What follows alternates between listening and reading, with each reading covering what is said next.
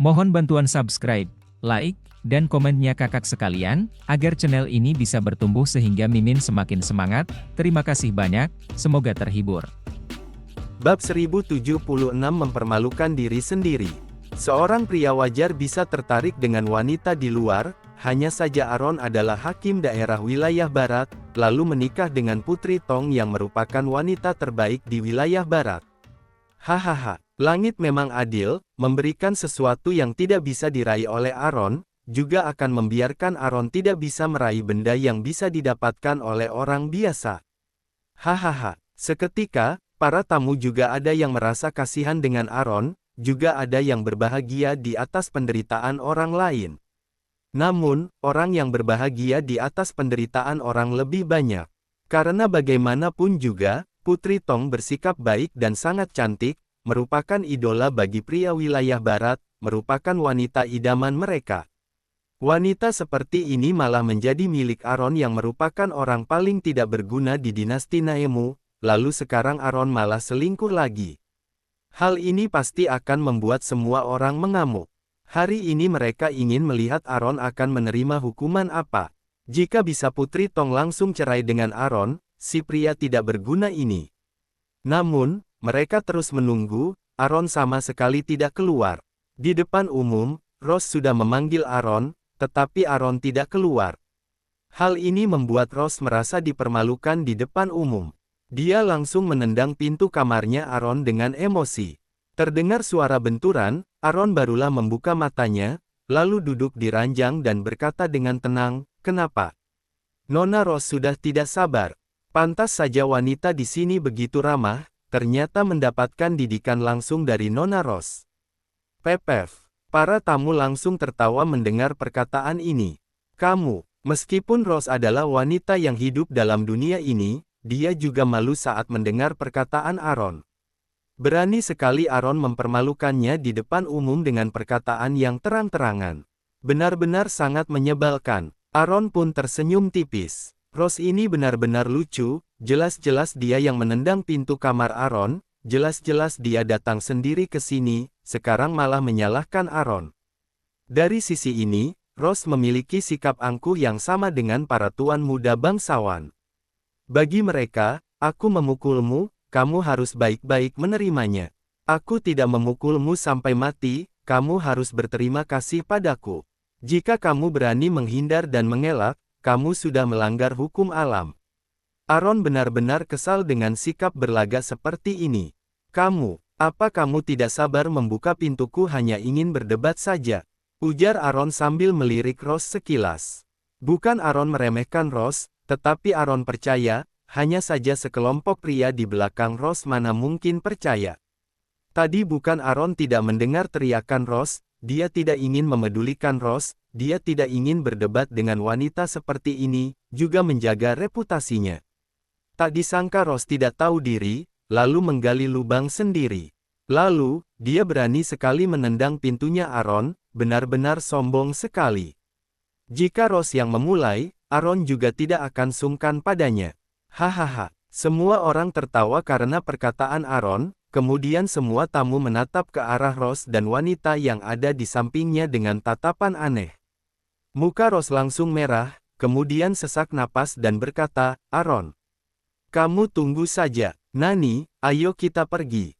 Usai berkata, Rose langsung keluar dari kamar dengan emosi. Setelah pasukan gerbang miksi datang, Rose pasti akan membunuh Aaron. Biarkan dia berlaga beberapa hari lagi. Sekelompok tamu ini pun mencium aroma pertarungan yang berbeda, Aaron yang tidak takut apa-apa. Sepertinya bukan karena selingkuh. Wah, gosip ini semakin seru, para tamu pun bubar dengan rasa tidak puas. Hingga semua orang pergi, Aaron barulah menutup pintunya. Ayo, datang semua. Aaron sama sekali tidak takut. Aaron tidak takut, tetapi Yakun yang berada di sampingnya sangat ketakutan. Hal ini terjadi karena ulah Sharon dan Yakun. Aaron malah membantu mereka menyelesaikan masalah ini, Yakun merasa tidak enak. Yakun memang ada niat membantu Aaron, tetapi saat keluar, ada begitu banyak orang yang mengadang jalannya, dia mau keluar pun tidak bisa, hanya bisa panik di dalam kamar.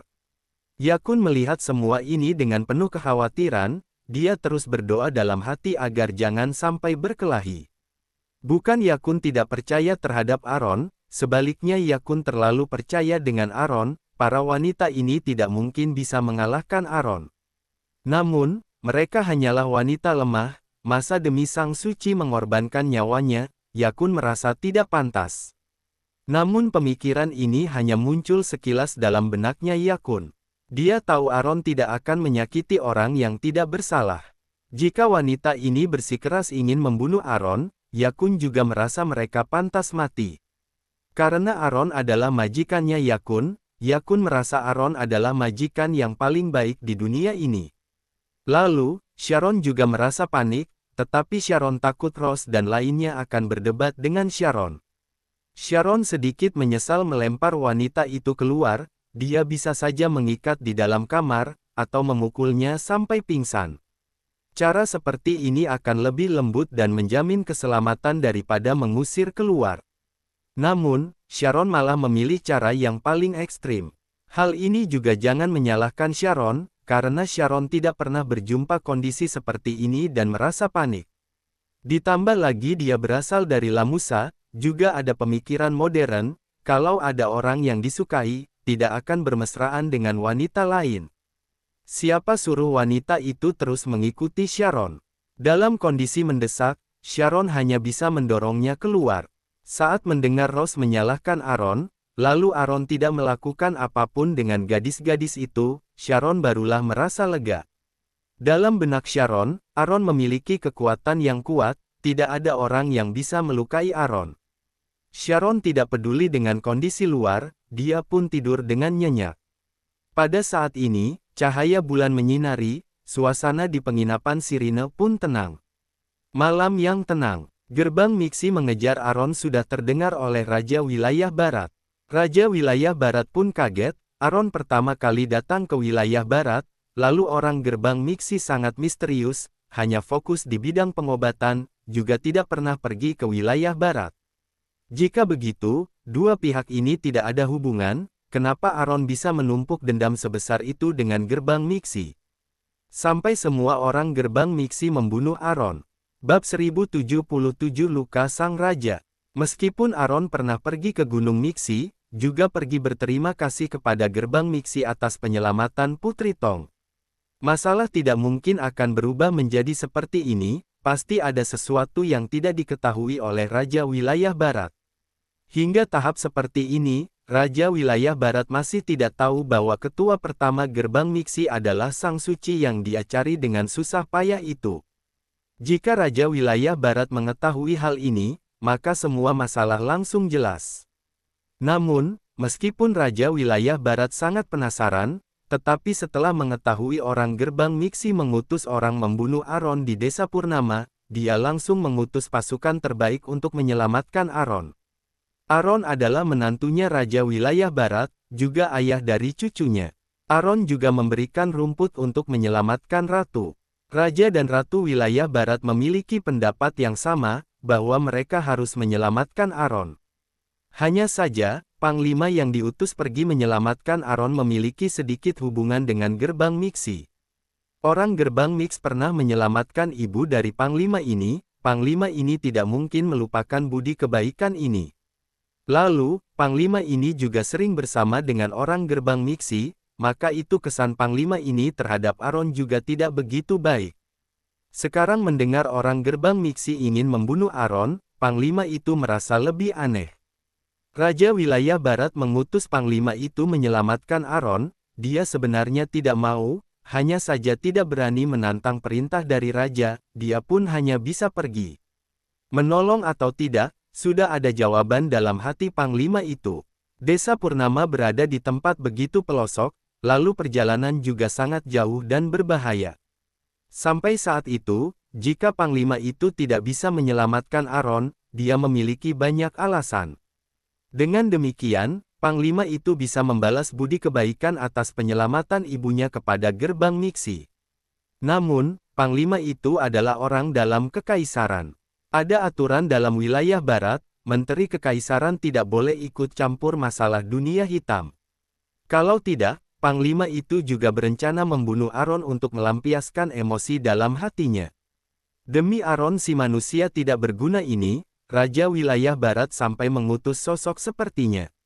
Memang pantas. Lalu, harus menempuh perjalanan yang jauh, hal ini lebih susah dari perang. Tak disangka Raja Wilayah Barat malah mengutusnya pergi. Panglima itu sangat tidak senang dengan pengaturan dari Raja Wilayah Barat. Di hari kedua Raja Wilayah Barat mengutus Panglima itu pergi, Raja Wilayah Barat mendapatkan informasi yang sangat menggemparkan. Saat mendengar informasi ini, Raja dan Ratu karena tidak bisa menerima kenyataan ini pun pingsan. Mereka berdua tidur selama 1 hari 1 malam, hal ini membuat klan Kekaisaran Wilayah Barat sangat panik. Lalu, mata-mata yang membawakan informasi juga berlutut di depan ranjang Raja Wilayah Barat selama 1 hari 1 malam. Mata-mata itu harus menunggu Raja Wilayah Barat bangun. Raja Wilayah Barat pasti ada banyak pertanyaan yang ingin ditanyakan pada mata-mata ini. Informasi dari mata-mata itu adalah putra mahkota Zeming yang mereka cari selama ini dikurung dalam penjara es Gunung Jiwa. Hal ini juga sangat kebetulan. Mata-mata itu sudah mencari di seluruh pelosok wilayah barat, juga tidak menemukan keberadaan putra mahkota Zeming. Mata-mata itu pun berpikir, masih ada tempat apa lagi? Mata-mata itu pun teringat penjara es yang berada di Gunung Jiwa. Awalnya mata-mata itu merasa putra mahkota memiliki martabat yang begitu tinggi, mana mungkin pergi ke penjara es. Penjara es adalah tempat untuk menghukum kaum Kekaisaran Wilayah Barat. Saat berpikir demikian, mata-mata itu langsung menghapus pemikiran seperti ini. Namun, meskipun tidak berharap seperti ini, mata-mata itu sering muncul penjara es dalam benaknya, seolah-olah sedang memberi isyarat padanya. Berlalu beberapa hari, mata-mata itu pun memutuskan untuk pergi ke penjara es. Namun, penjara es adalah tempat rahasia kaum bangsawan wilayah barat, ada orang yang menjaga, orang luar tidak mungkin bisa masuk dengan mudah. Jika ketahuan, mata-mata itu akan dijatuhkan hukuman mati karena masuk ke tempat penting klan Kekaisaran. Namun, jika putra mahkota Zeming benar berada di sana, maka mata-mata itu akan berjasa. Dia tidak perlu menjadi mata-mata lagi dan naik pangkat. Mata-mata ini juga hanya tinggal seorang diri, tidak ada orang yang perlu dikhawatirkan, paling yang mati saja. Mau hidup kaya haruslah berani berkorban. Mata-mata itu hanya bisa taruhan, lalu dengan pengalamannya selama beberapa tahun ini, dia seharusnya bisa masuk tanpa ketahuan oleh siapapun. Oleh karena itu, mata-mata itu diam-diam masuk ke Gunung Jiwa, lalu mencari penjara es. Namun, hal ini juga aneh sekali. Mata-mata itu tidak melihat ada penjaga di sepanjang perjalanan, dia bagaikan masuk ke area tiada orang. Sebenarnya, pada saat ini bukan tidak ada orang di Gunung Jiwa, melainkan penjaga di sini dibawa pergi oleh Putri Tong dan tidak pernah kembali lagi. Saat mata-mata semakin dekat dengan penjara es, dia mendengar suara minta tolong yang serak, "Tolong! Tolong!" Suara minta tolong ini ada kalanya sangat keras, ada kalanya sangat lemas, ada kalanya terdengar sangat tak berdaya, mirip dengan orang yang meronta di ambang kematian. Karena suara ini sangat serak, lalu berbeda jauh dengan suara Zeming sebelumnya, mata-mata itu tidak menyadari orang yang menjerit minta tolong adalah putra mahkota Zeming. Namun, mata-mata itu sudah sampai di sini, dia juga tidak mungkin kembali. Dia pun berhati-hati berjalan masuk. Saat masuk ke penjara es, mata-mata itu melihat ada seseorang yang berambut perak menggigil di sudut penjara es, lalu terus menjerit minta tolong. Wajahnya ditutupi dengan rambut berwarna perak, mata-mata itu tidak bisa melihat dengan jelas. Melihat rambut berwarna perak, mata-mata mengenal Zeming, tetapi hanya sisa satu tangan kanan. Mata-mata itu juga merasa orang itu pasti bukan Zeming, karena Zeming memiliki kemampuan yang hebat, lalu memiliki begitu banyak master yang melindungi, mana mungkin ada orang yang bisa melukainya sampai seperti ini. Mata-mata itu pun melihat sosok itu dengan serius. Mungkin karena merasa ada orang yang mendekati, Zeming langsung menengadahkan kepala dengan semangat dan berkata, "Tolong aku. Aku adalah putra mahkota Zeming." Mata-mata itu langsung merinding dan mundur 2 langkah secara refleks. Zeming bangkit dengan susah payah, lalu mengulurkan tangan kanannya, seolah-olah ingin menggenggam tangan mata-mata itu. Zeming sudah dikurung cukup lama di sini, dia juga sudah kehilangan kesabaran, asalkan ada orang yang mendekat, tidak peduli teman atau musuh, dia pasti akan meminta tolong. Zeming ingin keluar dari sini. Karena suhu dingin di sini sangat menusuk ke tulang, lalu rasa ketakutan yang tak bertepi membuat Zeming sudah kehilangan kesadaran. Sekarang hanya kebencian yang memotivasi Zeming bertahan hidup sampai sekarang. Rasa benci Zeming terhadap Aron. Semua karena Aron. Jika tidak, Zeming adalah putra mahkota yang dihormati seluruh orang wilayah barat. Semua karena Aron, Zeming barulah kehilangan satu tangannya. Semua karena Aron, adiknya Zeming juga tidak akan mengkhianatinya, lalu mengurungnya di penjara es ini, lalu mencongkel kedua matanya. Semua karena Aron, Zea juga tidak akan mengkhianatinya, lalu menghajar Zeming sampai babak belur, lalu mematahkan satu kakinya. Iya, saat Putri Tong mengambil mutiara es milik Zeming, Zea datang untuk mencemooh Zeming, lalu menggunakan pedang memenggal satu kakinya Zeming. Zea mengatakan bahwa dia tidak akan membunuh Zeming. Dia akan membiarkan Zeming hidup, tetapi hidup dengan menderita. Semua hal yang dirasakan oleh Zeming adalah perbuatan dari Aron. Zeming bertekad harus membunuh Aron untuk melampiaskan semua emosi dalam hati ini. Bab 1078 Manusia Tidak Berguna. Sekarang Zeming sudah tidak mirip dengan penampilan seorang putra mahkota, rambutnya sangat berantakan, bahkan lebih parah dari pengemis yang ada di jalan. Tolong aku, karena sudah lama tidak berjumpa dengan manusia, Zeming langsung berteriak, aku adalah putra mahkota wilayah barat. Asalkan keluar dari sini, Zeming barulah ada kesempatan untuk membunuh Aron. Dia harus keluar, dia harus keluar. Mata-mata terus melihat, akhirnya barulah berani memastikan orang ini adalah putra mahkota Zeming. Namun, mata-mata itu masih terus melihat, Zeming sudah tidak memiliki mata, hanya ada lubang yang mendalam, mata-mata itu pun kaget dan berkata, putra mahkota sebenarnya sudah menyinggung siapa barulah menerima pembalasan yang begitu menakutkan. Lalu, seorang putra mahkota yang memiliki martabat tinggi, kenapa malah merangkak di lantai? Mata-mata itu memandang Zeming dengan penuh kecurigaan, dia barulah menyadari Zeming menyeret satu kakinya, sepertinya sudah patah.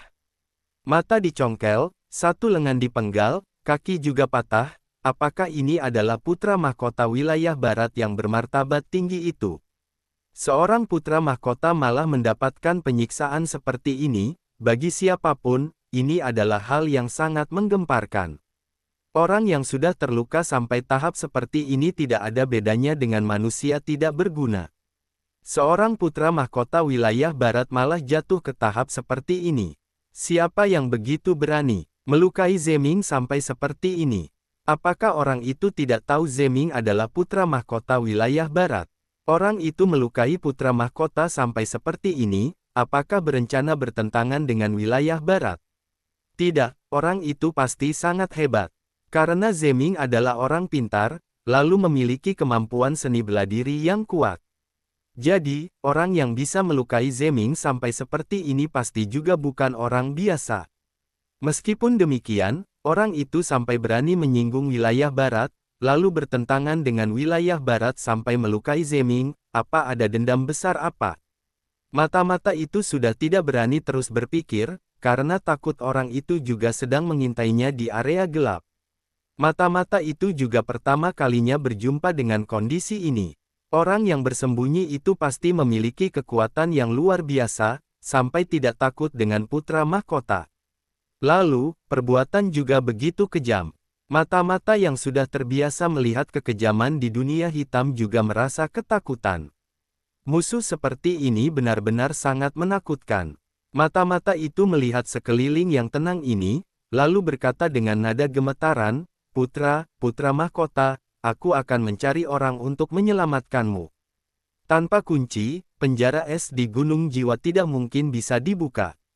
Lalu, penjaga di sini juga tidak tahu pergi kemana, mata-mata itu hanya bisa meminta raja untuk pergi menyelamatkan Zeming. Saat mendengar suara mata-mata itu, Zeming merasa dirinya akan terselamatkan. Wajah yang sudah tidak ada semangat hidup pun terlihat lebih berseri-seri dan berkata dengan semangat, "Kamu cepat lapor pada ayahku. Beritahu padanya aku berada di sini. Meminta dia datang menyelamatkanku." Setelah dikhianati oleh adiknya, sekarang Zeming tidak percaya kepada siapapun, hanya percaya pada ayahnya. "Baik," jawab mata-mata itu. Usai berkata, saat mata-mata akan keluar, Zeming langsung berteriak, "Tunggu. Kamu beritahu kepada ayahku, Aron yang mencelakaiku sampai seperti ini, jangan biarkan Aron kabur." Hingga saat seperti ini, Zeming juga tidak akan melupakan Aron. Iya, Zeming bisa lupa dengan orang lain, tetapi tidak akan lupa dengan Aron. Muncul ekspresi wajah kejam di wajahnya Zeming. Dia bisa jatuh ke tahap seperti ini, semuanya adalah perbuatan dari Aron. Aron yang menjatuhkannya, lalu menginjaknya lagi. Zeming yang jatuh ke tahap seperti ini, dia tahu dirinya sudah tidak mungkin berkembang lagi. Sekarang Zeming juga tidak takut apapun lagi. Kondisi seberapa parah, juga tidak akan separah sekarang ini. Semua yang dilakukan oleh Aron pada Zeming, Zeming berjanji akan menagihnya berkali-kali lipat. Zeming menyalahkan semua ini karena Aron. Meskipun orang yang mencongkel matanya adalah adiknya, orang yang mematahkan kakinya adalah Zea, semuanya adalah salah Aron. Selama berada di penjara es, Zeming tidak introspeksi diri, juga tidak merasa bersalah atas perbuatan yang dilakukan olehnya terhadap keluarga Xiao. Malah membuat dia semakin membenci Aron, meskipun mati, Zeming juga akan menarik Aron untuk menemaninya mati bersama. Saat mendengar Zeming mengungkit nama Aron, mata-mata itu pun kaget. Sepertinya permasalahan ini sangat rumit, sampai hakim daerah juga terlibat. Semua orang wilayah barat tahu seberapa tidak bergunanya Aron. Aron mana mungkin bisa melakukan hal yang begitu kejam ini. Setahu mata-mata itu, Aron adalah orang dinasti Naemu, dia pertama kalinya datang ke wilayah barat. Di tempat asing ini, dia mana mungkin tahu penjara es Gunung Jiwa yang tersembunyi ini. Dia adalah orang luar, mana mungkin bisa mengurung putra mahkota wilayah barat di tempat ini tanpa ketahuan siapapun. Lalu, tempat ini juga ada orang yang menjaganya. Mata-mata merasa Zeming sudah trauma dikurung di sini, barulah mulai berkata sembarangan. Seorang putra mahkota malah jatuh ke tahap seperti ini, siapapun juga tidak bisa menerima. Putra mahkota memang kasihan sekali. Mata-mata itu sangat kasihan dengan putra mahkota, lalu berkata dengan sopan, "Baik, aku akan melakukannya." Usai berkata, mata-mata itu langsung bergegas kembali ke istana wilayah barat untuk melaporkan hal ini kepada raja. Namun, saat mata-mata itu baru mengatakan Zeming dikurung di penjara es Gunung Jiwa, lalu mata sudah buta, lengan hilang satu, lalu kaki juga patah satu, ratu langsung pingsan. Setelah ratu pingsan, penyakit jantung raja juga kambuh. Sekarang istana sangat kacau. Ada sebagian besar menteri yang mendengar raja dan ratu pingsan langsung masuk ke istana, tetapi mereka juga tidak bisa membantu apapun. Karena mata-mata itu tahu, hal ini berhubungan dengan putra mahkota Zeming, lalu tanpa perintah dari raja dan ratu, dia tidak berani sembarangan membocorkannya. Tidak peduli para menteri mengancam mata-mata itu, dia tetap tidak mengatakan apapun. Dalam keluarga biasa saja tidak akan menyebarluaskan kejelekan keluarga, apalagi Zeming adalah putra mahkota wilayah barat. Seorang putra mahkota menjadi manusia cacat, jika tersebar luas pasti akan heboh. Klan kekaisaran wilayah barat akan merasa malu. Mata-mata itu tidak menceritakan juga demi bertahan hidup. Raja sangat baik, pasti akan mengampuni mata-mata yang sudah berhasil menemukan putra mahkota lalu pandai menjaga rahasia. Masalah ini hanya bisa diputuskan oleh raja, lalu menolong Zeming juga harus raja yang mengaturnya. Sekarang raja sedang sakit, semua orang hanya bisa diam saja. Oleh karena itu, Zeming yang menunggu orang datang menyelamatkannya pun semakin panik karena sampai sekarang masih belum ada orang yang datang. Zeming semakin panik terus menunggu, dia takut mata-mata ini tidak melaksanakan perintahnya, hanya berjanji akan mencari bala bantuan saja. Kali ini harapan semakin kecil, dia juga takut terus dikurung di penjara es yang dingin ini. Dia juga takut Aron sudah kabur. Jika Aron kembali ke dinasti Naemu, ada perlindungan dari dinasti Naemu, maka membunuh Aron bukan lagi hal yang mudah. Desa Purnama. Matahari kembali terbit, semua orang pun bangun dalam suara kicauan ayam, lalu asap masak pun mulai berterbangan. Desa Purnama seketika dipenuhi dengan hawa kehidupan. Rose sudah mengeluarkan kursi dan duduk di depan penginapan Sirine. Dia sedang menunggu kedatangan orang gerbang miksi. Bab 1079 orangnya sedikit sekali. Dengan gerakan orang gerbang miksi, Rose sudah memperkirakan mereka seharusnya akan tiba. Orang gerbang miksi jauh-jauh datang ke sini, sebagai tanda penghormatan, Rose memang seharusnya keluar untuk menyambut mereka. Tentu saja, Rose juga ingin meninggalkan kesan yang baik di depan mereka. Setelah mereka menyelesaikan misi ini, pasti akan memuji Rose di depan Sang Suci dan Nenek Yan. Rose juga berjasa melapor jejak keberadaan Aron, pasti akan naik pangkat. Mantap, orang yang sedang beruntung, tidak peduli berada di mana juga akan beruntung. Saat berpikir dirinya akan meninggalkan Desa Purnama, Rose merasa bahagia, seolah-olah kejadian kemarin malam tidak terjadi. Rose juga lupa dengan perkataan Glenn, dia sudah lupa dengan kekuatan yang dimiliki oleh Aron. Dalam benaknya, gerbang miksi pasti akan menang dalam pertarungan ini. Pada saat ini, ada sekelompok orang yang menunggangi unta bergegas ke arah Rose. Dari penampilan mereka, Rose tahu mereka adalah orang gerbang miksi. Dia langsung bangkit berdiri, lalu menyambut mereka dengan senyuman manis. Halo, terima kasih sudah jauh-jauh bergegas datang ke sini, cepat istirahat dulu di penginapan. Ketua dari sekelompok orang ini langsung turun dari unta, dia menganggukkan kepala kepada Rose, lalu menoleh ke arah belakang dan berkata, teman-teman, kita sudah sampai. Seketika semua orang langsung turun dari unta, lalu masuk bersama dengan ketua mereka. Rose menyambut mereka sambil menghitung jumlah orang yang datang. Saat menghitung sampai angka 30, lalu tidak melihat ada orang lain. Rose langsung menoleh ke belakang dengan tidak percaya. Bukannya pengikut gerbang miksi sangat banyak. Lalu, Sang Suci sudah menyebarluaskan perintah membunuh Aron kepada semua orang, kenapa yang datang hanya segini?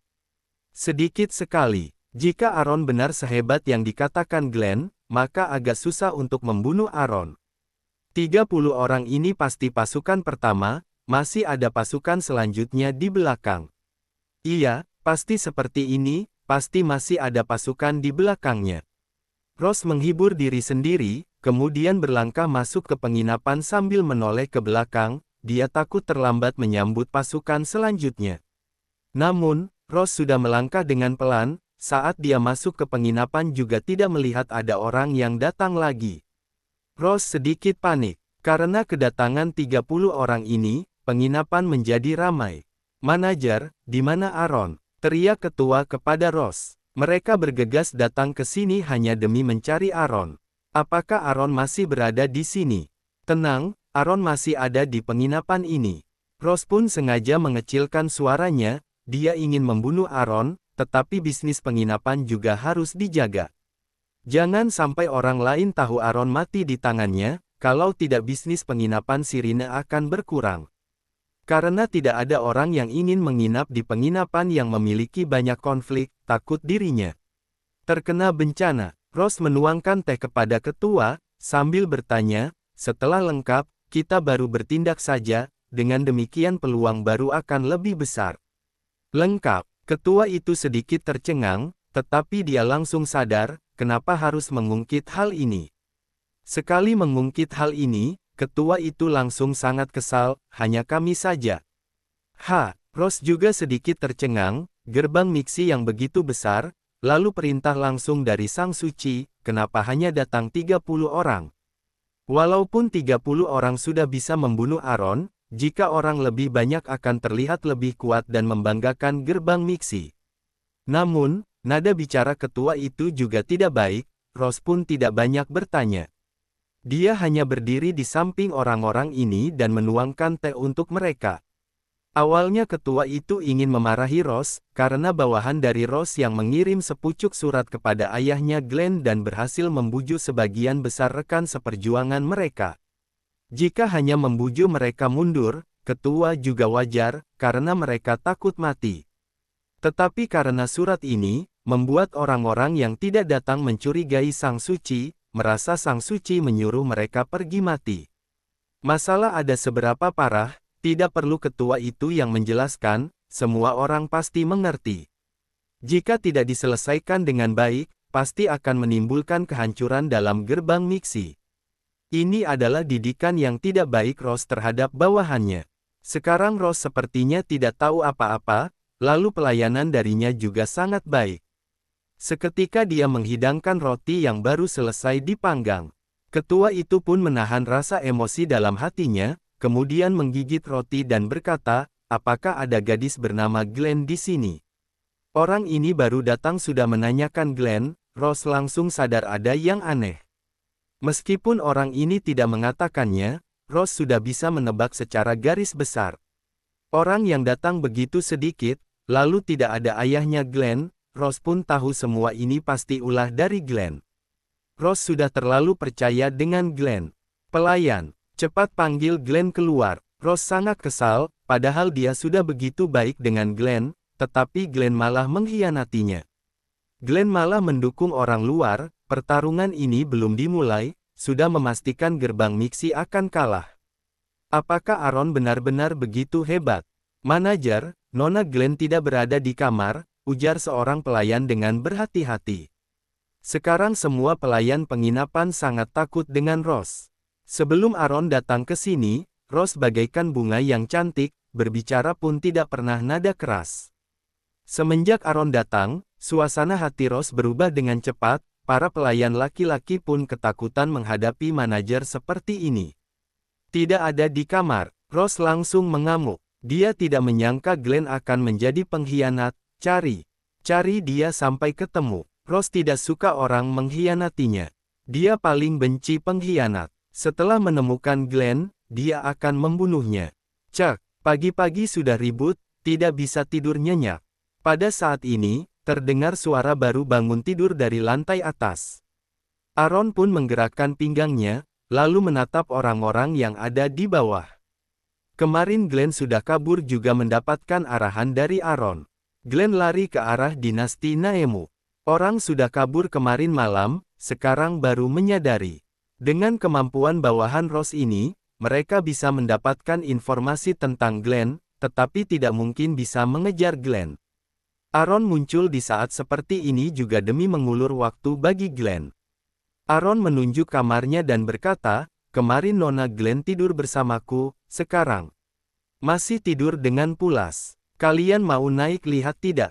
Ujar Aaron sambil mengangkat alis matanya. Bawahan Rose ingin pergi memeriksa kamar Aaron, tetapi Rose melambaikan tangan meminta bawahan jangan naik, lalu tersenyum tipis berkata, aku takut pelayanan Glenn tidak memuaskan dan merusak nama baik penginapan Sirine. Sepertinya, aku sudah khawatir berlebihan.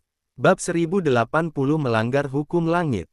Maksud dari Rose, sekarang Glenn sudah bersama dengan Aaron, kalau begitu langsung bunuh saja mereka berdua.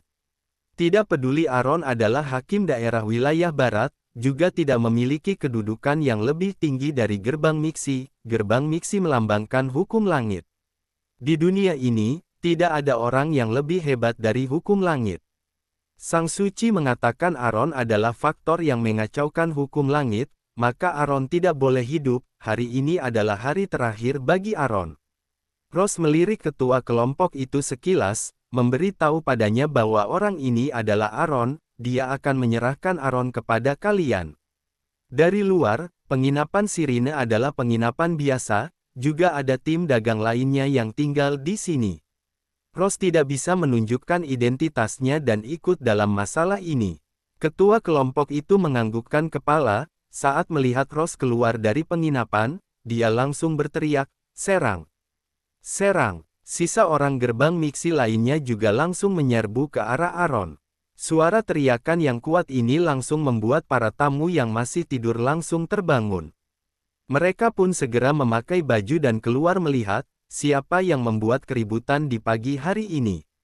Mereka melihat ada belasan orang yang membawa pedang menyerbu ke arah Aaron. Sialan, Hakim Daerah Wilayah Barat baru datang beberapa hari di wilayah Barat, kenapa bisa menimbulkan masalah sebesar ini? Dalam kondisi seperti ini, para tamu juga tidak bisa keluar, pedang tidak memiliki mata, jangan sampai menebas ke arah mereka. Mereka langsung menutup pintu kamar sendiri, lalu bersembunyi saja. Para gadis juga tahu terjadi kekacauan di luar, tetapi mereka pun diam saja, juga bersembunyi di dalam kamar. Intinya, Rose tidak bersuara, mereka akan berpura-pura tidak dengar. Lalu, Sharon dan Yakun juga terbangun karena suara teriakan ini, mereka pun tahu masalah besar datang lagi. Sharon mengeluarkan pistol, lalu berdiri di depan pintu. Dari celah pintu dia melihat tidak ada orang, langsung lari ke kamarnya Yakun. Yakun juga berada di depan pintu, saat melihat Sharon datang, dia langsung membuka pintu dengan cepat, lalu bertanya dengan penuh kekhawatiran, bagaimana dengan Tuan Aaron? Sharon menoleh ke belakang, melihat Aaron terbang keluar penginapan. Sepertinya Aaron ingin memancing orang gerbang miksi untuk bertarung di luar penginapan. Bertarung harus di tempat yang luas barulah terlihat sangat keren. Mereka juga tidak memedulikan Aaron lagi, dengan kekuatan Aaron, tidak ada orang yang bisa melukainya. Sharon langsung mendorong Yakun masuk, lalu menutup pintu kamar, tenang saja, majikanmu sangat hebat, dia pasti akan baik-baik saja. Kita harus melindungi diri sendiri, jangan membuat kerepotan baginya. Sharon takut Yakun mendadak menerobos keluar ingin membantu Aaron. Jika Yakun ditangkap, maka Aaron harus menyelamatkan Yakun lagi, bukannya merepotkan Aaron saja. Saat mendengar perkataan Sharon, Yakun juga merasa masuk akal. Meskipun demikian, Yakun juga khawatir dengan keselamatan Aaron, kita lebih baik keluar lihat, bukannya kamu ada pistol. Kita akan baik-baik saja. Sharon sedikit bimbang, tetapi juga mengikuti permintaan. Yakun, jujur saja, Sharon juga tidak tenang duduk di sini. Kenapa Sharon bisa bimbang? Karena dia tidak tahu harus bagaimana menghadapi kakak adik seperguruannya ini. Namun, Sharon berpikir lagi pula Rose sudah mengetahui identitasnya, lalu kakak adik seperguruan di luar juga akan tahu. Sharon pasti akan menghadapi masalah ini, kalau begitu juga tidak perlu berpikir panjang lagi. Mereka berdua langsung jalan keluar penginapan, Aaron sudah bertarung dengan orang gerbang miksi. Pertama kalinya Sharon melihat Aaron kelahi dengan serius. Aaron yang dalam mode bertarung benar-benar sangat keren. Sharon langsung terpesona melihat semua ini. Lalu, Yakun duduk di kursi yang ada di depan pintu, juga terpesona melihat Aaron bertarung dengan 30 orang dari gerbang miksi. Yakun yang teliti langsung menghitung jumlah orang, lalu melihat kursi kecil yang ditinggalkan Rose di depan pintu. Kemarin malam Yakun tidak berani tidur, dia takut ada orang yang menyerang mereka, hingga pagi harinya Yakun baru tidur sebentar. Tak disangka baru tidur, langsung terdengar keributan dari orang gerbang miksi. Yakun yang sudah bergadang selama 1 malam, sekarang merasa capek dan kantuk, bangku kecil ini memang cocok untuk Yakun. Meskipun tidak tidur juga bisa istirahat sebentar. Namun, melihat Aaron bertarung, rasa kantuk pun hilang. Yakun yang sudah terbiasa melihat Aaron bertarung menunjukkan ekspresi wajah yang tenang. Sedangkan Sharon terus menjerit, "Wah, Aaron hebat sekali, Aaron mantap sekali, semangat Aaron, Aaron kalahkan mereka." Seolah-olah lebih semangat dari Aaron yang sedang bertarung.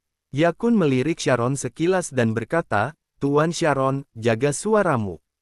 Kamu terus berteriak, hati-hati musuh menyerang ke sini." Seolah-olah takut orang lain tidak tahu kamu adalah temannya Aaron. Mendengar nasihat dari Yakun, Sharon merasa masuk akal, dia pun tersenyum tipis dan berkata, "Betul. Betul." Tidak lama kemudian, Sharon melirik ke arah Yakun dan berkata, "Yakun, mulutmu benar-benar sial sekali." Iya, tadi Sharon terlalu bersemangat membuat orang dari gerbang miksi memerhatikan arah mereka. Ada dua orang yang menyerbu ke arah Sharon dan Yakun. Sharon mengangkat pistol lalu secara refleks menutupi setengah wajahnya, agar tidak dikenal oleh orang gerbang miksi, jangan mendekat. Dua orang dari gerbang miksi sama sekali tidak mendengar perkataan Sharon. Sharon pun menggenggam pistol dengan erat dan berteriak, "Jangan mendekat lagi, jangan sampai aku menembak kalian." Jika bukan karena keselamatan diri sendiri, Sharon juga tidak ingin membunuh rekan seperguruan. Namun, dua orang itu seolah-olah tidak dengar, mereka pun melaju lebih cepat. Di depan pistol, tidak peduli cepat atau lambat, hasilnya pasti akan mati juga. Sharon masih tidak rela membunuh dua orang itu, dia hanya menembak ke arah kaki mereka. Bam, bam, ah, ah. Terdengar suara jeritan dua orang itu, dua orang dari gerbang miksi langsung berlutut di lantai. Semua orang gerbang miksi tahu, hanya Abela dan Sharon memiliki senjata seperti ini di Gunung Miksi. Lalu, meskipun orang yang memegang pistol menutupi wajah, mereka juga mengenal orang itu adalah Sharon. Mereka tidak berhenti, karena mereka yakin Sharon tidak akan menembak mereka. Karena saat berada di gerbang miksi, Sharon sangat baik terhadap rekan seperguruan, sifat juga sangat baik dan setia kawan. Mereka memiliki hubungan yang baik dengan Sharon. Namun, mereka ingin membunuh Sharon. Malah berharap Sharon setia kawan dan tidak akan menyerang mereka. Lucu sekali. Orang pada umumnya tidak mungkin ada pemikiran seperti mereka. Bab 1081 Senjata Dahsyat. Sharon sudah beri mereka kesempatan, namun mereka masih gigih. Memang benar, Sharon nggak akan membunuh mereka dengan mudah, tapi Sharon juga nggak bakal biarkan mereka lukai diri sendiri. Maka dari itu, taruhan dua anggota gerbang miksi ini, memang tidak kalah. Sharon nggak bunuh mereka, tapi melukai mereka. Tembakan ini membuat wajah mereka pucat karena kesakitan. Mereka menatap Sharon dengan tatapan nggak percaya sambil meraung serentak, "Senior Sharon." Karena sudah tahu, Sharon nggak menutupinya lagi, dia melepas tangannya, dengan raut wajah acuh tak acuh memandang dua junior yang dipaksa lutut di lantai, "Kalian jangan menyalahkan aku nggak melakukan dua tembakan ini, takutnya kalian bakal membunuhku." Suara dua tembakan dari jarak dekat menyamarkan rasa lelah di tubuh Yakun, sesaat langsung jadi semangat. Yakun pun menatapi dua orang itu dengan raut wajah dingin, "Sharon, jangan bicara omong kosong pada mereka. Sharon, gerbang miksi selalu bersikap baik padamu. Kenapa bisa kamu berkhianat pada guru dan bersekutu dengan Aaron? Sekarang kamu bahkan melukai kami." Dua orang sangat kesal dan menyalahkan Sharon. Sharon belum sempat bicara, Yakun berbicara dengan acuh tak acuh, "Benar-benar konyol, burung memilih tinggal di pohon yang bagus, manusia memilih bersama orang yang baik. Sharon mau ikut siapa saja terserah, apa urusannya dengan kalian? Orang suci kalian itu, bahkan Gunung Miksi hancur pun nggak kelihatan sama sekali. Hanya kalian yang begitu terobsesi, makanya mengikuti dia dengan sepenuh hati." Yakun masih nggak puas, kemudian melanjutkan, "Kalian lihat saja, yang meninggalkan Sang Suci bukan cuman Sharon saja, kalau nggak, kalian yang datang kemari pasti nggak cuman 30 orang. Sesudah itu, Yakun mencibir sambil tanya, "Orang kalian?" Sebagian di tengah perjalanan berubah pikiran, lalu kembali, "Benarkan?" Kalimat ini langsung menargetkan hati orang-orang gerbang miksi, membuat dua anggota gerbang miksi hening, lalu menatap Yakun dengan marah. "Kenapa melotot seperti itu? Kalau sadar diri, cepat pergi. Kalau enggak, saat majikanku mengekspos kekuatannya, kalian nggak bakal bisa kabur, nanti menyesal pun nggak guna lagi." Yakun emosi melihat segerombolan orang ini. Asalkan orang itu bertentangan dengan Aaron, Yakun langsung marah. Yakun nggak bisa membantu Aaron bertarung, tapi Yakun bisa membantu Aaron memarahi orang. Dulu Yakun orangnya introvert, nggak suka bicara, agak sedikit waspada terhadap Aaron. Sejak datang ke wilayah barat bersama Aaron, Yakun lebih banyak menghabiskan waktu bersama Aaron. Dalam perjalanan, Aaron juga dengan tulus memperlakukan Yakun sebagai saudara, kalau ada bahaya langsung berdiri di depan Yakun. Bagaimana mungkin Yakun nggak tergerak oleh majikan seperti itu? Bertemu dengan majikan seperti itu, seperti yang dikatakan dalam drama, ini merupakan keberuntungan seumur hidup bagi Yakun. Oleh karena itu, Yakun sudah percaya pada Aaron sepenuhnya. Seperti Haris, dia sudah menjadi penggemar Aaron, berusaha semaksimal mungkin untuk membantu Aaron. Sharon juga tercengang mendengar ucapan Yakun yang begitu berani. Tak disangka melihat tuan muda yang begitu lembut dan anggun, begitu ganas saat marah. Kekuatan Aaron sendiri memang sangat kuat. Meskipun Yakun nggak bisa bertarung, tapi dia bisa dibilang sebagai penyanyi opera yang sangat berbakat dan hari ini dia menunjukkan kefasihannya yang luar biasa ini. Orang-orang seperti itu sangat populer di Lamusa zaman sekarang. Di sini, Sharon mampu menghadapi dua orang dengan senjata modern, namun Aaron nggak bisa semudah itu. Di awal, saat Aaron bertarung dengan mereka memang seperti sedang main-main, Aaron mampu menghindari kepungan mereka dengan mudah. Namun setelah bertarung, mereka seperti kesurupan, menyerang Aaron dengan gila-gilaan, dan gerakan mereka masih nggak terorganisir. Aaron terkejut dalam diam, nggak semua jurus bela diri legendaris dari sekte terkenal bukannya ada petunjuk untuk bisa ditemukan. Metode 28 orang di depannya tampaknya bisa diikuti namun kacau. Untuk sementara, Aaron nggak bisa menemukan kekurangan apapun dan terbawa oleh mereka. Nggak peduli seberapa cepat dan responsifnya Aaron, dia hanya bisa menghindari serangan. Aaron nggak mungkin mengubah pertahanan menjadi serangan. Terlebih lagi, pergerakan 28 orang ini semakin cepat, mereka hanya bisa mendengar hembusan angin yang berderu di telinga Aaron, dan bayangan-bayangan orang melintas di depan mata. Sangat cepat, Aaron baru saja mengambil tindakan, sosok itu sudah berpindah ke tempat lain.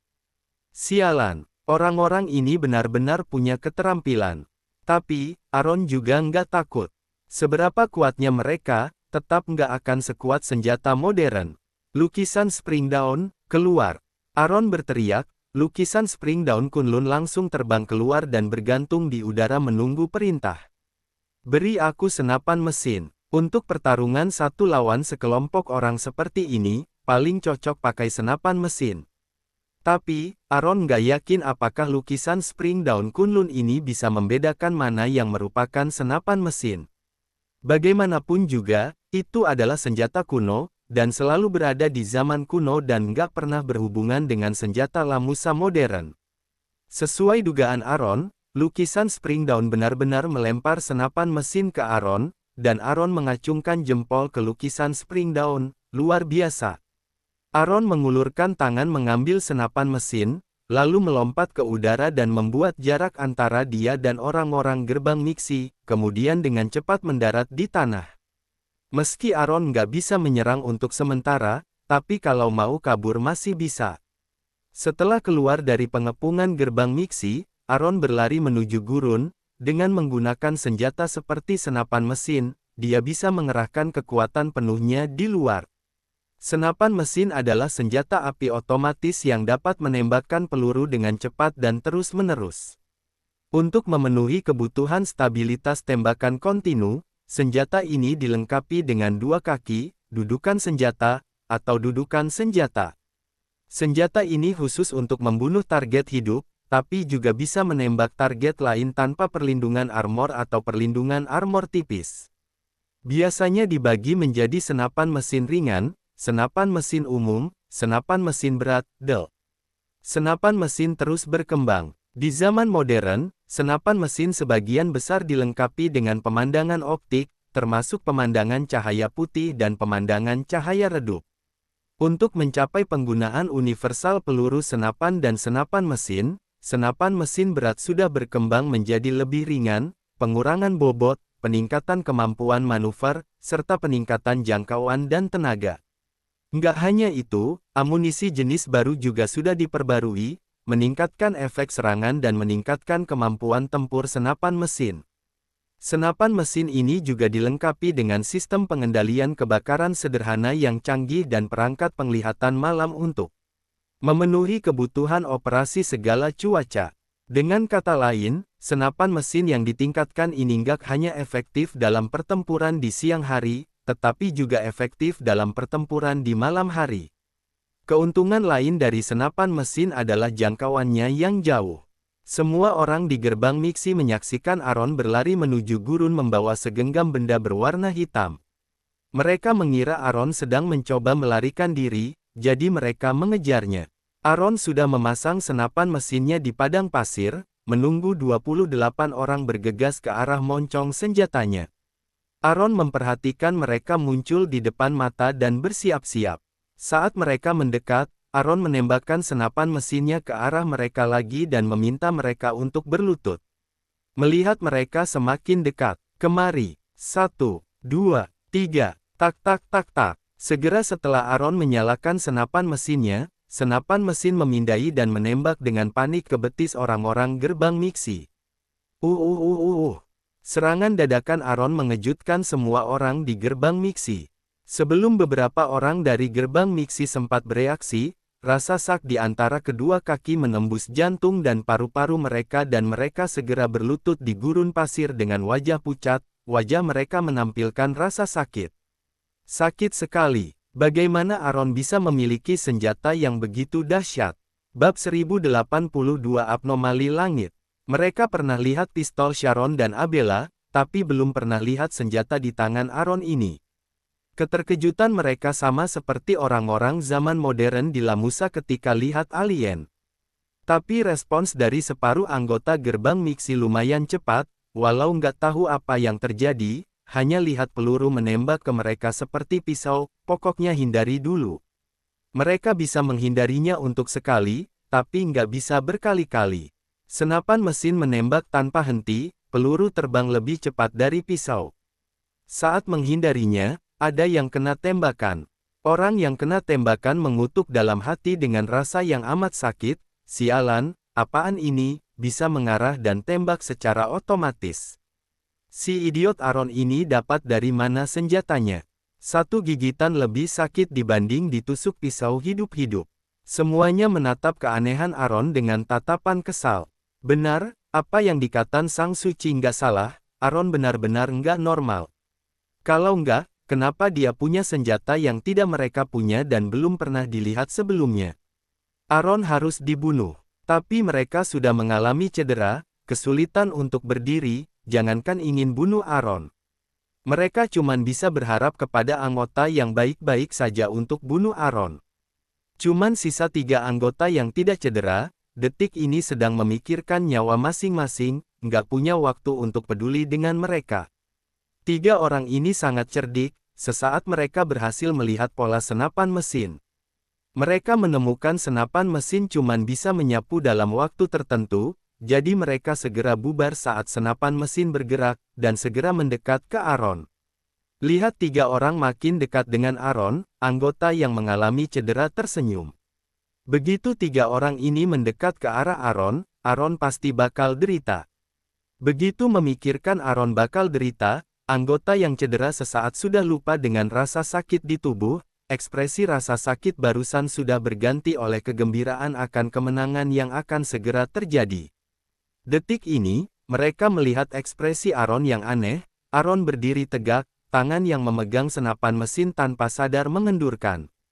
Mereka sering berkeliaran di dunia hitam, dan mereka sangat familiar dengan gerakan Aaron ini merupakan ekspresi alami dari rasa kagum terhadap kekuatan lawan.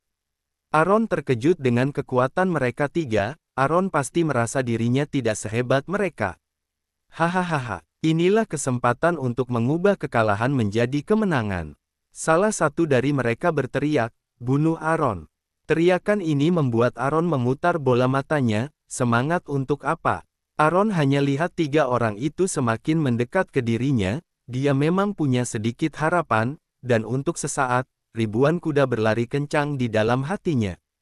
Waduh, Aaron yang bersenjata senapan mesin, sudah pasti bakal menang dan bisa langsung bunuh orang-orang gerbang miksi ini.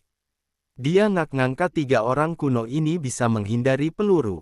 Ini adalah kejutan yang tak terduga bagi Aaron.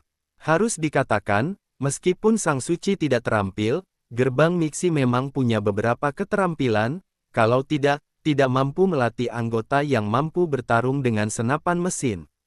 Tapi, hanya sisa 3 orang, Aaron pun mampu menghadapi mereka tanpa senapan mesin. Jika targetnya terlalu dekat, pakai senapan mesin tidak begitu menguntungkan. Jadi, Aaron berteriak lagi, "Lukisan Springdown, simpan." Begitu selesai bicara, Aaron mengangkat senapan mesinnya dan melemparnya ke udara. Lukisan Springdown sudah lama mengikuti Aaron, menunggu perintah atasan Aaron kapan saja, terbuka dengan anggun, kemudian di bawah tatapan lawan, bergerak masuk ke dalam dengan anggun. Benar, para anggota yang terluka memandang lukisan Springdown Kunlun menyimpan senapan dengan terkejut. Benda apa ini? Bisa mengeluarkan senjata dan menarik kembali dengan mudah. Selama Aaron mengatakannya, dia bisa melakukan apapun yang dia inginkan. Sang Suci yang mereka hormati tidak punya harta ini, jadi kenapa Aaron punya? Aneh. Aaron benar-benar sebuah anomali. Aaron tidak punya waktu mendengarkan pemikiran orang-orang ini. Kalau Aaron mendengarnya, Aaron pasti akan membuat mereka terdiam. Aaron merasa otak mereka masuk air, makanya berpemikiran seperti itu. Kenapa Aaron memiliki harta yang tidak dimiliki Sang Suci, langsung disebut sebagai anomali. Sial, ada begitu banyak harta karun di dunia ini, memangnya Aaron tidak pantas memilikinya. Bukan curi atau rampok, Aaron punya sesuatu, apa hubungannya dengan Sang Suci? Hari ini Aaron akan menghancurkan harga diri Sang Suci dan anggota Sang Suci ini. Jason Wei, Raja Bela Diri Murni buakan lagi lawan Aaron, sekarang Aaron masih percaya diri dalam menghadapi 3 orang ini. Aaron berdiri tegak, memandang 3 orang yang bersiap menyerang dengan tatapan dingin, "Aku beri kalian 1 kesempatan lagi. Kalian masih punya waktu untuk mundur." Karena Sharon, Aaron ingin memberi orang-orang ini kesempatan untuk hidup. Jika mereka berhenti di sini, Aaron akan melepaskan mereka. Tetapi orang-orang ini bertekad untuk membunuh Aaron. Aaron sudah melukai begitu banyak anggota mereka, mereka tidak bisa menyerah begitu saja, dan mereka susah jadi orang kalau tidak membunuh Aaron. "Berhenti bicara omong kosong, serahkan nyawamu." Salah satu dari mereka berteriak dengan marah dan langsung menikam Aaron dengan pedang panjang di tangannya. 2 orang yang tersisa tidak ketinggalan sama sekali, berubah jadi 2 hembusan angin dan melesat menjauh. Dalam sekejap mata, 3 sosok hanya berjarak beberapa langkah dari Aaron. Kecepatan ini bisa dianggap sebagai kecepatan seorang Master Top. Tapi, di depan Aaron, ini tidak ada apa-apanya. Karena sudah memberi mereka kesempatan dan mereka tidak menghargainya, ayo serang saja. Tubuh Aaron tiba-tiba dipenuhi aura pembunuh. Dia menggunakan kekuatan batinnya dengan tangan besar mendorong mereka bertiga menjauh. Mereka bertiga terhuyung beberapa langkah dan hampir tidak berdiri stabil, menatap Aaron dengan wajah terkejut. Bukannya Aaron ini idiot, kenapa bisa menjatuhkan mereka dengan telapak tangan ringan? Pada saat ini, semua orang memandang Aaron dengan tatapan tak percaya. Hari ini mereka melihat Aaron yang luar biasa. Mereka akhirnya tahu kenapa Sang Suci mengabaikan Sekte Mingki yang rusak parah dan mengharuskan semua orang memburu Aaron. Aaron bukan hanya sebuah anomali, tetapi juga sangat kuat. Mengesampingkan pemikiran mereka, dengan kekuatan Aaron, kalau mereka benar-benar ingin bertarung, mereka bertiga tidak akan memiliki peluang untuk membunuh Aaron. Saat ini, mereka akhirnya mengerti. Namun, mereka adalah anggota gerbang miksi, mereka orang-orang pilihan langit. Mereka berbuat adil atas nama langit, kecuali terhadap Aaron. Karena sudah datang, jadi tidak ada alasan untuk mundur. Bunuh. 3 orang itu sekali lagi bekerja sama menyerang Aaron dengan agresif. Aaron mendengus, keras kepala. Hasilnya sudah jelas, mereka tidak bisa mengalahkan Aaron, dan mereka tidak bisa membalikkan situasi meski mereka berjuang sekuat tenaga. Melihat ujung pedang 3 orang ini hendak menyentuh Aaron, Aaron melompat dan mundur puluhan meter. Dia mengaitkan jari kakinya, 3 batu seukuran jari terbang ke udara. Aaron dengan cepat menangkap batu itu dan mengarahkannya ke sasaran, lalu melemparkannya dengan santai, bersiap untuk memberikan pukulan fatal pada mereka bertiga. Kalau bisa bertarung dengan cepat, Aaron tidak akan pernah menunda. Bab 1083 tidak terima penghujatan. Karena niat tiga orang ini untuk membunuh Aaron begitu besar dan Aaron harus dibunuh, Aaron memukul mereka dengan sebuah batu sampai mereka nggak bisa berdiri lagi. Kali ini Aaron berniat membunuh mereka tiga. Aaron nggak perlu menahan orang-orang keras kepala dan menginginkan dirinya mati. Tetapi hasilnya di luar dugaan Aaron. Aaron jelas-jelas menargetkan mereka tiga, tapi batu itu melenceng, bahkan nggak sentuh sudut pakaian tiga orang itu, kemudian mendarat begitu saja. Kenapa begini? Aaron bingung. Mereka tiga masih ingin blokir serangan batu itu dengan pedang, tapi mereka nggak menduga batu itu nggak bertenaga dan mendarat sebelum mendekati mereka. Sepertinya mereka sudah melebih-lebihkan kekuatan Aaron. Saat ini, kepercayaan diri tiga orang ini pulih, mereka yakin bisa bunuh Aaron. Kali ini Aaron pasti mati. Karena dari belakang mereka ada suara langkah kaki. Tiga orang itu balik badan, ternyata orang mereka, semuanya pegang pedang dan pisau, bergegas kemari dengan niat membunuh. Rupanya orang-orang yang terluka segera minum pil pereda nyeri yang mereka bawa setelah cedera. Pil ini sama dengan obat pereda nyeri modern. Sharon mengembangkannya sesuai dengan resep obat penghilang rasa sakit modern Lamusa, lalu cari beberapa tanaman herbal. Karena beda lingkungan dan kondisi, Sharon nggak bisa produksi obat penghilang rasa sakit yang sama persis dengan obat modern. Bahan beda, proses beda, wadah pembuatannya beda, tentu efek obatnya beda juga, dan keampuhan obat tentu kalah dengan obat modern. Walaupun pilnya nggak seperti pil modern, bedanya nggak banyak. Dan resep ini, sesudah Sharon kembangkan, dia langsung memberinya ke Nenek Yan. Sesudah Nenek Yan dapat resep obat itu, dia mulai produksi secara massal. Di satu sisi, resep itu digunakan untuk meringankan rasa nyeri pada pasien selama operasi penyelamatan. Selain itu, orang-orang gerbang miksi di dunia hitam juga membawanya untuk antisipasi keadaan darurat. Sekarang, obat-obatan ini sudah efektif, rasa nyeri orang yang terluka ditekan untuk sementara waktu. Walaupun masih ada rasa sakit yang samar-samar, tapi mereka semua orang kuat, ditambah lagi kebencian mereka terhadap Aaron, alhasil, rasa sakit kecil ini nggak berarti apa-apa bagi mereka. Mereka adalah orang pilihan surgawi yang penuh energi vitalitas, mereka bisa terus menegakkan keadilan bagi langit, membunuh si anomali Aaron. Bunuh. Semua orang bergegas menuju Aaron. Mereka juga melihat kekuatan Aaron. Aaron bahkan nggak bisa melempar batu dengan baik, sebenarnya nggak begitu kuat.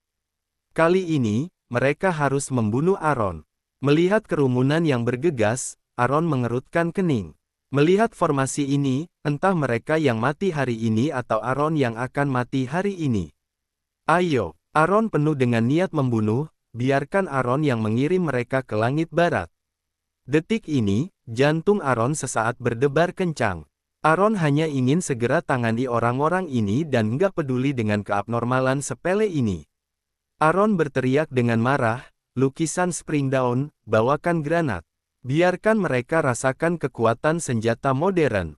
Sebuah granat dilempar ke arah kerumunan, biarkan mereka terbang naik ke langit turun bersembunyi di tanah, secepat angin. Nggak peduli seberapa kuat kekuatan mereka. Selama ada ledakan, mereka semua harus pergi melapor kepada Raja Yama dengan patuh. Aaron akan membunuh mereka semua sekaligus. Lukisan Springdawn mendengar suara ini dan secara otomatis mengenali granat, lalu melemparkannya ke Aaron. Tepat saat Aaron mengulurkan tangan untuk menangkap granat, jantung Aaron berdetak kencang, ada rasa sakit yang berdenyut-denyut. Kali ini rasa sakit yang berdenyut-denyut begitu hebat sehingga Aaron secara naluriah mengulurkan tangan memegang jantungnya dan gagal menangkap granat itu. Tapi granat itu nggak jatuh ke gurun pasir, melainkan ditangkap oleh lukisan Springdawn. Saat ini, rasa sakit yang berdenyut di tubuh Aaron menghilang. Aaron akhirnya tahu ternyata hati literasi yang sedang membuat masalah. Gerbang miksi terkenal dengan keterampilan medisnya, dan dokternya juga cendekiawan.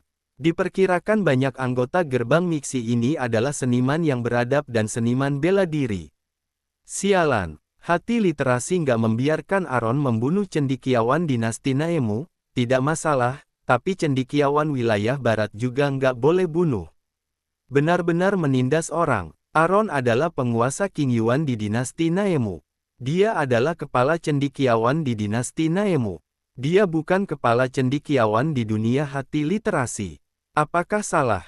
Begitu pemikiran ini muncul, hati Aaron kembali berdebar-debar. Hati literasi memprotes keraguan Aaron tentang hal ini. Benar sekali, hati literasi bukan hanya mencegah Aaron membunuh para cendekiawan dinasti Naemu, tapi juga para cendekiawan di dunia. Tapi para cendekiawan yang dilindungi oleh hati literasi menginginkan nyawa Aaron. Hati literasi benar-benar membela orang luar. Jantung Aaron berdenyut lagi. Adapun sekelompok orang yang menginginkan nyawa Aaron, saat dengar Aaron menembakkan granat, mereka nggak tahu apa itu granat, tetapi mereka sudah melihat kekuatan senapan mesin, dan mereka yang pernah melihat hantu tentu saja takut pada kegelapan, mereka nggak berani bertindak gegabah, semua berhenti dan melihat ke langit dengan ngeri. Mereka ingin tahu seperti apa granat yang dihasilkan lukisan Spring Dawn kali ini. Saat melihat benda hitam lonjong yang tampak seperti setengah labu, mereka semakin penasaran, benda apa ini? Apapun itu, setelah mendapat pelajaran, semua orang nggak berani berkumpul bersama, semuanya berpencar ke segala arah dengan waspada. Hehe, mereka nggak percaya Aaron bisa berhasil kali ini. Saat mereka melihat Aaron bahkan nggak bisa menangkap granat tersebut dan akhirnya lukisan itu yang menangkapnya, wajah mereka penuh dengan ejekan dan hati mereka sebagian besar merasa lega. Hei, mereka kira Aaron dan granat itu sangat kuat.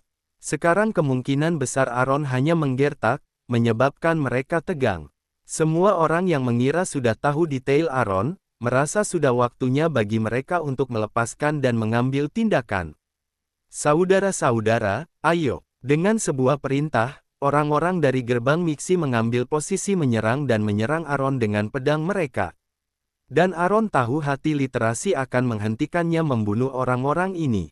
Aaron mengubah strateginya. Sekarang dia nggak berencana membunuh orang-orang ini sendiri. Tunggu Sharon dan Yakun ikut kemari, maka metode besar orang-orang ini akan tiba. Aaron nggak mau menghadapi orang-orang ini secara langsung, dia hanya bermain dengan mereka sampai mereka kelelahan. Aaron bolak-balik di antara orang-orang ini dengan mudah. Melihat pedang mereka hendak menebas Aaron, sosok Aaron melayang. Dalam sekejap, mereka hanya menebas udara. Setelah beberapa putaran, sekelompok orang sudah kehilangan kesabaran. Mereka yang terluka sebelumnya bahkan semakin marah. Mereka menderita karena Aaron dan mereka ingin mencabik-cabik Aaron menjadi beberapa bagian, tapi malah nggak bisa menyentuh Aaron sama sekali.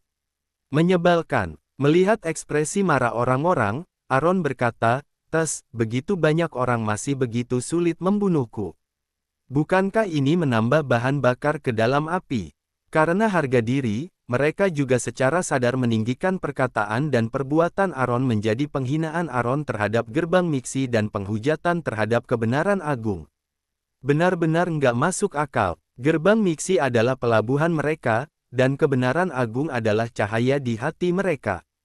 Bagaimana mereka bisa membiarkan pengecut seperti Aaron mempermalukan diri mereka?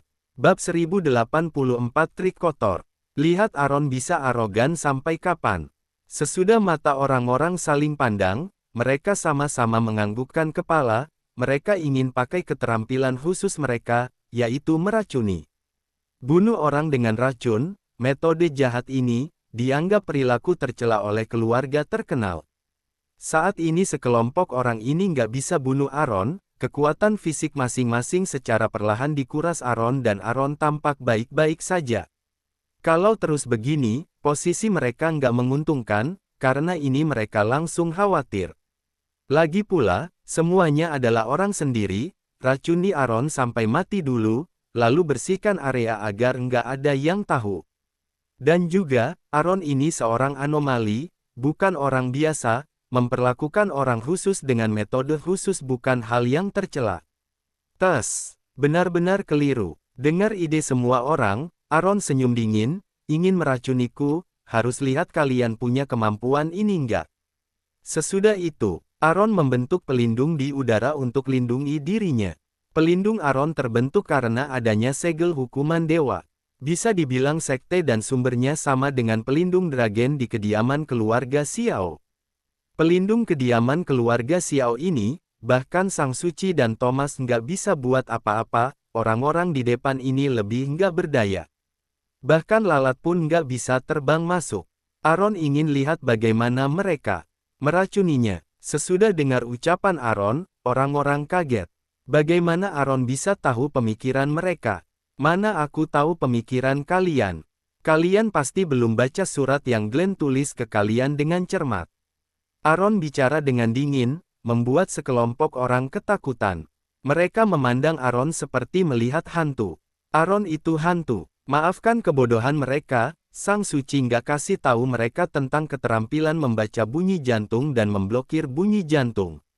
Setahu mereka, yang bisa melakukan hal ini adalah iblis hantu, dan dewa di atas 9 langit. Mereka nggak tahu manusia awam juga bisa melakukannya. Aron bertubuh awam, mana mungkin. Tapi mereka benar-benar melihat Aron melakukannya. Pantas saja Sang Suci bilang Aron seorang anomali surgawi. Banyak sekali barang-barang aneh yang tersembunyi dalam diri Aron, banyak sekali keterampilan yang berbeda dari orang biasa. Kalau Aron bukan sebuah anomali, apalagi sesama manusia, kenapa Aron begitu berbeda?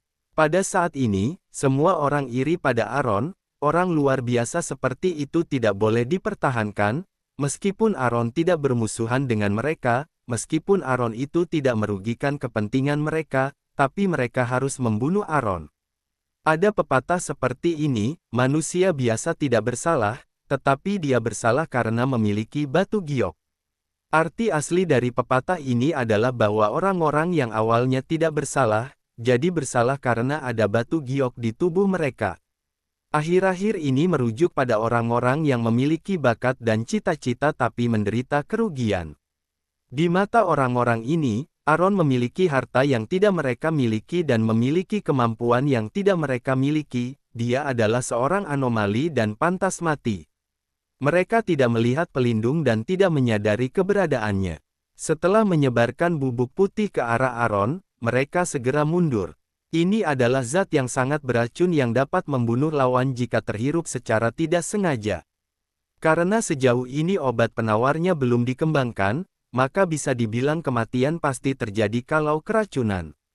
Jadi, orang-orang gerbang miksi umumnya tidak berani menggunakan racun ini dengan mudah, mereka juga takut secara tidak sengaja meracuni diri sendiri atau orangnya sendiri.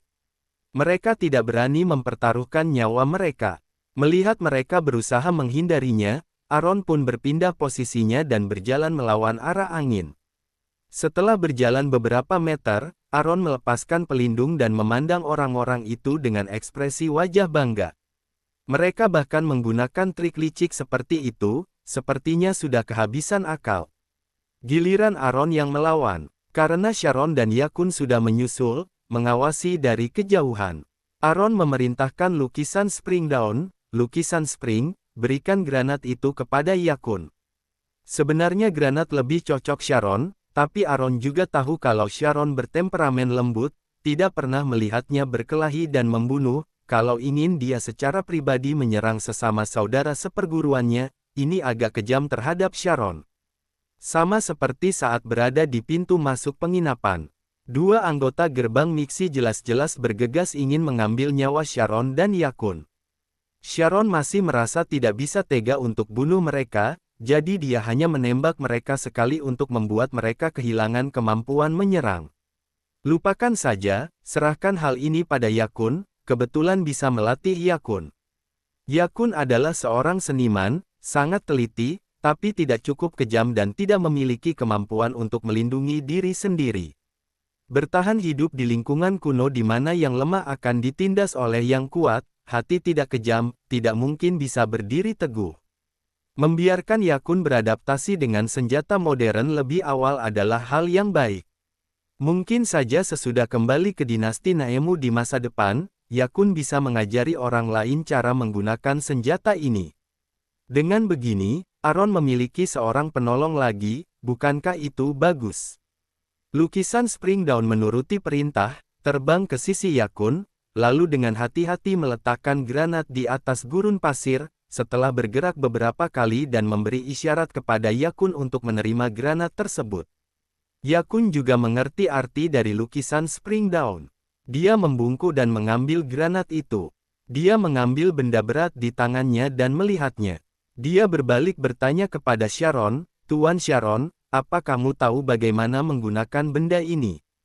Setelah bertanya, Yakun bergumam pada diri sendiri, "Lupakan saja, percuma bertanya padamu. Kurasa kamu juga tidak tahu." Yakun tidak tahu bahwa Sharon satu kampung dengan Aaron. Dalam hati Yakun, Aaron adalah satu-satunya di dunia yang berpengetahuan luas, semuanya dia tahu. Semua orang tahu bahwa Sharon bahkan tidak bisa dibandingkan dengan salah satu jari kelingking Aaron. Jangan dibilang, "Aku nggak tahu cara menggunakan ini." Sharon tersenyum pada Yakun dan menunjuk ke sumbu di granat, "Nyalakan ini dengan tongkat api, lalu segera buang." Granat yang dipegang Yakun adalah granat darurat, bentuknya seperti petasan besar, sekali nyala bakalan meledak, harus dibuang sebelum sekeringnya padam dan harus dibuang jauh-jauh, kalau tidak, maka akan meledak dalam hitungan menit. Sederhana saja, Yakun pernah bermain petasan sebelumnya. Menyalakan api dan membuangnya, maka bisa membantu Aaron.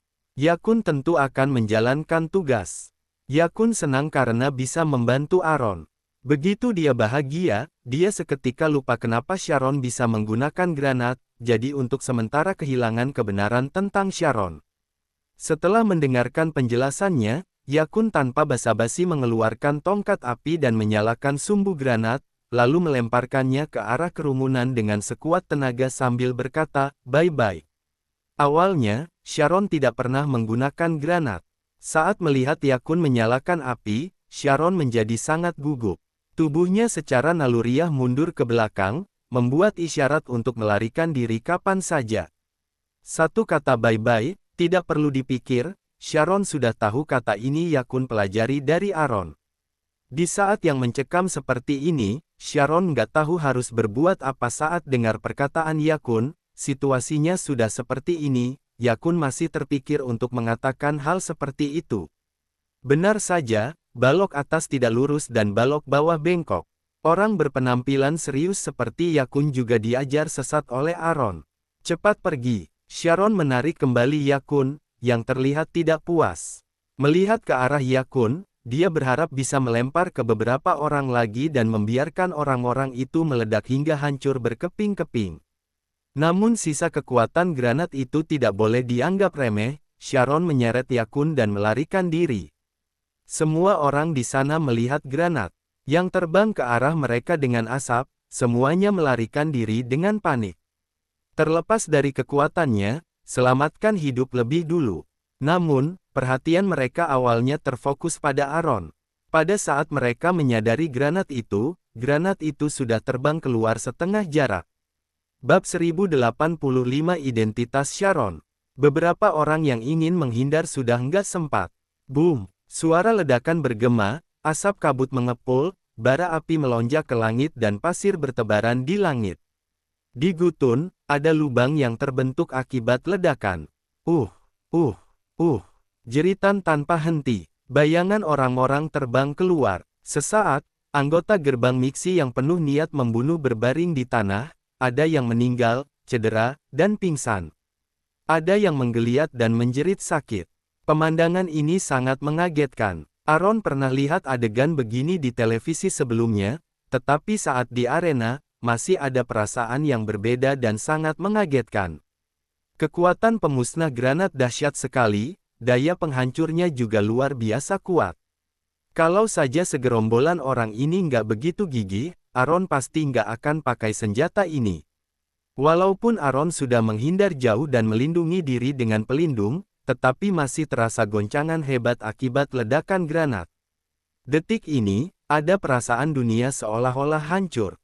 Melihat asap gurun hilang, Aaron membuka pelindung, lalu memandang anggota gerbang miksi dengan tatapan dingin.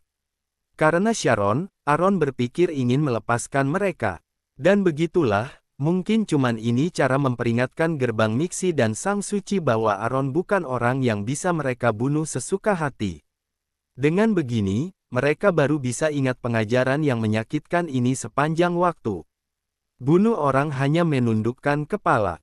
Di dunia ini yang buat orang-orang merasa lebih menderita dan putus asa ialah bunuh hatinya. Ini lebih menyakitkan hati sang suci daripada bunuh mereka semuanya.